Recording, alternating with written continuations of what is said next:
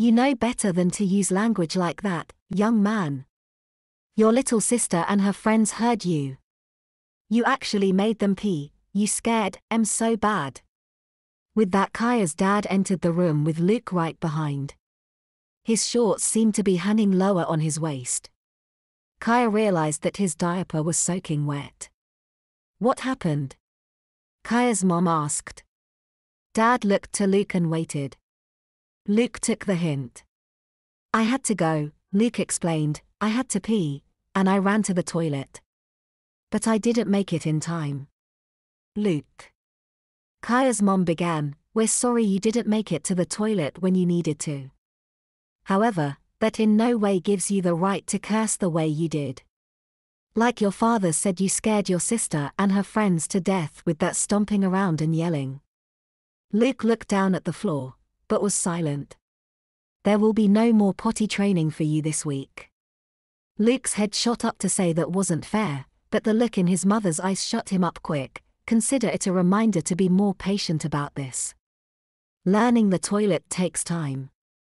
I, myself, didn't get trained completely until I was nearly 20 years old. Kaya's father stepped out of the room and came back in a moment with a diaper in his hand. Kaya couldn't believe what she was seeing as her friends watched the diaper change.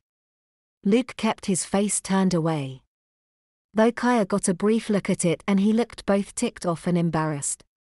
Kaya wasn't sure why, since being changed around others and watching others get changed seemed to be no big deal to Jonathan or Cindy. Perhaps it was just that Luke was being changed in front of others who were several years younger than him. Or maybe the modesty that seemed to be lacking in Kaya's friends developed around Luke's age. While Luke got cleaned up, Kaya's mom walked over to the three kids. I'm sorry you all got scared like that. To Kaya's slight surprise, her mom gave Kaya a small kiss on the forehead. She did the same for Cindy and Jonathan. Kaya remembered the talk with her mom earlier that day, too, when she had hugged a distraught Kaya. It was another difference between the two worlds. Kaya's parents were busy people. While they were home often enough, they usually focused on their work and allowed Kaya and Luke to live their own lives. They talked, but it was somewhat awkward at times. As Kaya got older, she and her parents become more and more detached.